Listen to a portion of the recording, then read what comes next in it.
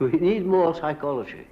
We need more understanding of human nature because the only real danger that exists is man himself. Carl Jung est celui qui a théorisé le développement personnel bien avant les influenceurs bien-être. Développement personnel. L'amour de soi. En quelque chose de positif. Disciple de Freud, il s'est éloigné de la psychanalyse freudienne et a inventé sa propre psychologie analytique comme moyen d'arriver à la connaissance de soi. Carl Gustav Jung naît en Suisse en 1875 dans une famille religieuse qui pratique le spiritisme. Après des études de médecine, il se tourne vers la psychiatrie et consacre une thèse aux phénomènes occultes et aux médiums. C'est un signe de l'au-delà.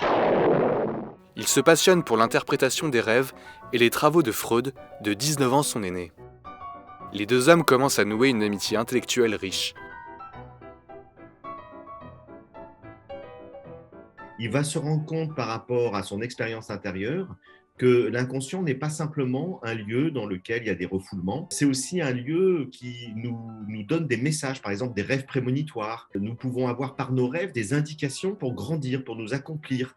Et donc il va comprendre que la psychothérapie, c'est à la fois un travail de guérison des blessures du passé, mais c'est aussi un travail de connaissance de soi. Et là, il s'inscrit à nouveau dans la grande tradition socratique du « connais-toi toi-même », c'est-à-dire dans l'introspection. Jung fonde le club psychologique de Zurich, dans lequel il promeut ses théories. À partir de ses observations sur des milliers de patients, le psychiatre dresse des profils psychologiques. Il invente la classification extraverti et introverti et développe des notions qui font date, inconscient collectif et archétype. Il y a des symboles dans les rêves notamment qui nous relient à toute l'histoire de l'humanité.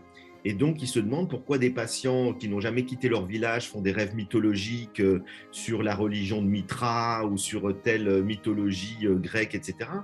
Et il découvre que nous avons un inconscient collectif qui nous relie à toute l'humanité et à l'intérieur de cet inconscient des archétypes, c'est-à-dire on peut dire des symboles universels qu'on va retrouver partout. Donc ça, c'est, je pense, une des plus grandes découvertes de Jung. Mais si Jung adhère au fondement de la psychanalyse freudienne, il se heurte aussi à la rigidité et au mépris de Freud et finit par s'en éloigner.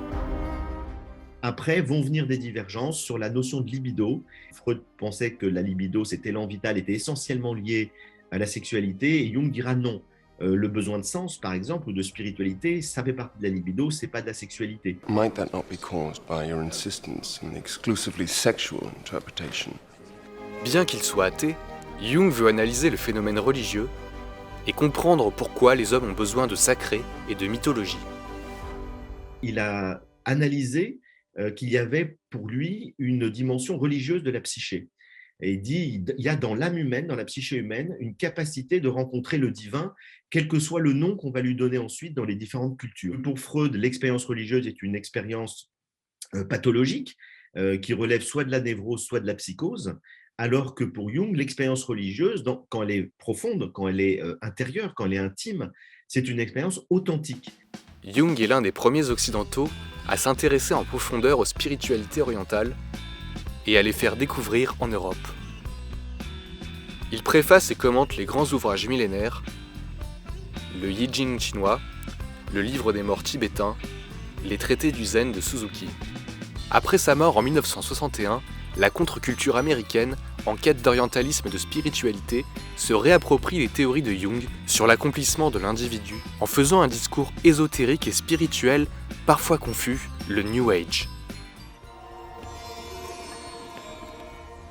Il aurait été très critique, puisqu'il nous dit que ce qu'il appelle le processus d'individuation, c'est-à-dire la capacité de s'accomplir comme individu unique, singulier, c'est un travail extrêmement exigeant. Il faut analyser ses rêves, il faut faire dialoguer son conscient et son inconscient, etc. Ce ne sont pas des recettes qu'on peut appliquer. C'est un travail qui souvent demande d'être accompagné, peut-être par un thérapeute dans le cadre d'une psychothérapie jungienne. Donc on est très très loin des stages de développement personnel d'aujourd'hui. Le développement personnel a envahi nos vies modernes. Livres, tutoriels sur YouTube, stages payants, discours managériaux dans les entreprises, c'est aussi un business florissant et une industrie qui représenterait 13,2 milliards de dollars par an rien qu'aux États-Unis.